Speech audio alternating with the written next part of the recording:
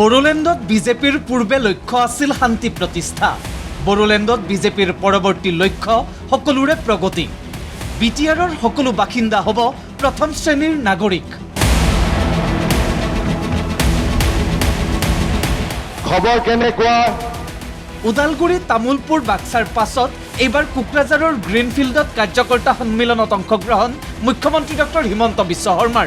ভাৰত মাতা কে, নৰেন্দ্ৰ মোদী। বিটিচিৰ পৰিষদীয় নিৰ্বাচনৰ বাবে সকলোকে সাজু হোৱাৰ নিৰ্দেশ দি কেইবাটাও গুৰুত্বপূৰ্ণ ঘোষণা মুখ্যমন্ত্ৰীৰ। বড়োলেণ্ডত আগষ্টত আৰম্ভ হ'ব নিৰ্বাচনী প্ৰচাৰ। দুৰ্গা পূজাৰ পূৰ্বে অৰ্থাৎ ছেপ্টেম্বৰত অনুষ্ঠিত হ'ব বিটিচিৰ পৰিষদীয় নিৰ্বাচন। বিজেপিয়ে কেইটাত নিৰ্বাচন খেলিব সিদ্ধান্ত ল'ব ৰাইজে। বিটিআৰৰ ইলেকশ্যন আমি ছেপ্টেম্বৰ মাহত অনুষ্ঠিত কৰিম। দুৰ্গা পূজাৰ আগতে আমি বিটিআৰৰ ইলেকশ্যন সামৰণি মাৰিম। আগষ্ট মাহত ইলেকশ্যনৰ প্ৰচাৰ আৰম্ভ হ'ব আৰু ছেপ্টেম্বৰত আমি ইলেকশ্যন শেষ কৰিম। যোৱা 5 বছৰ আমাৰ যদি লক্ষ্য শান্তি আছিল, অহা আমাৰ 5 বছৰৰ লক্ষ্য হ'ল বড়োলেণ্ডৰ সকলো জাতি জনগোষ্ঠীৰ বিকাশ আৰু সমৃদ্ধি। আমি বিচাৰিম যে এই বড়োলেণ্ডত কোনো দ্বিতীয় আৰু তৃতীয় শ্ৰেণীৰ নাগৰিক নহ'ব, প্ৰতিজন প্ৰথম শ্ৰেণীৰ নাগৰিক হ'ব।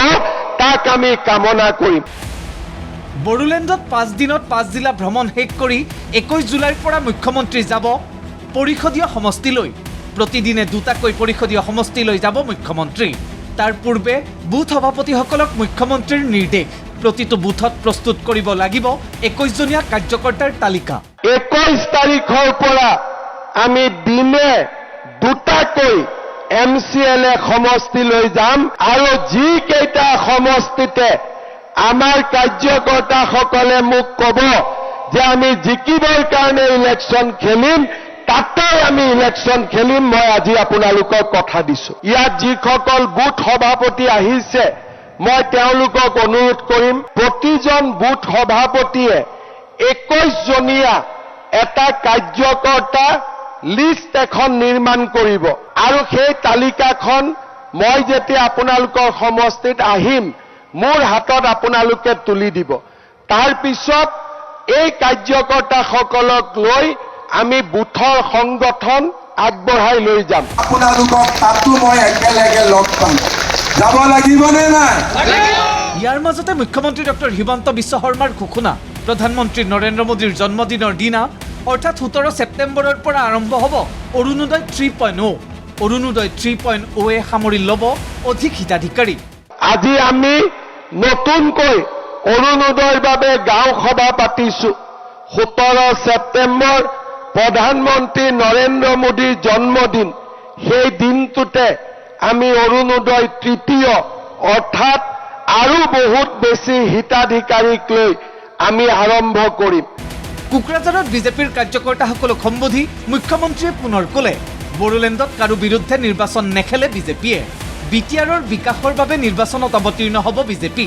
সকলোৱে সমান অধিকাৰ পালেই বিটিআৰ হ'ব সোণৰ বিটিআৰ। আমি কাৰো বিৰুদ্ধে ইলেকশ্যন নেখেলো।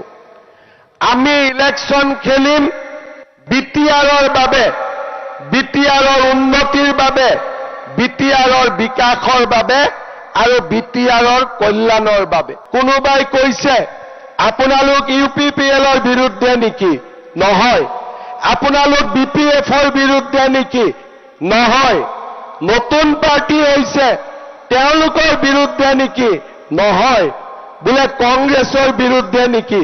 কংগ্ৰেছ এতিয়া আছে ক'তনো? কংগ্ৰেছ পাকিস্তানতহে আছে, ভাৰতত আছে জানো? কংগ্ৰেছ ক'ত আছে? পাকিস্তানত আছে, বাংলাদেশত আছে।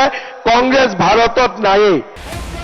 কাৰ্যকৰ্তা সন্মিলনৰ পাছতে কোকৰাঝাৰ জিলা আয়ুক্তৰ কাৰ্যালয়ত বৈঠকত মিলিত হৈ উন্নয়নমূলক কাম কাজৰ বুজ লয় মুখ্যমন্ত্ৰী ডক্টৰ হিমন্ত বিশ্ব শৰ্মাই। এতিয়ালৈকে মই 4খন জিলালৈকে গ'লোঁ। 9 তাৰিখে চিৰাঙত যাম।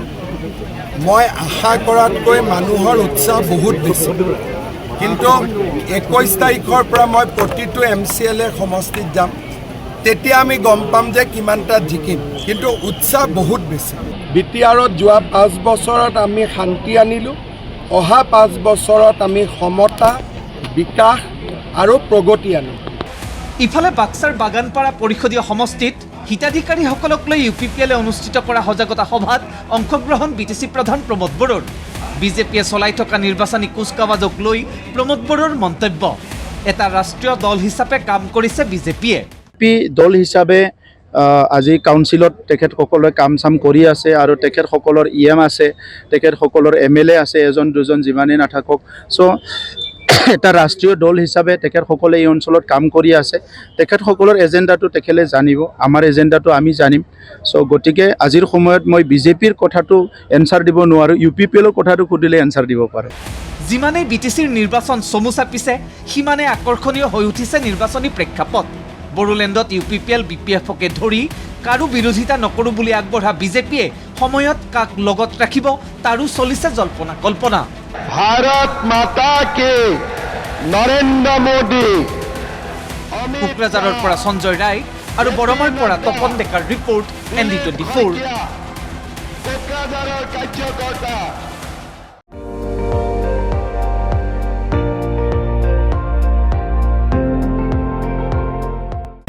আপুনি চাই আছে ND24 সৰ্বশ্ৰেষ্ঠ নহয় সৰ্বোত্তমৰ দৌৰত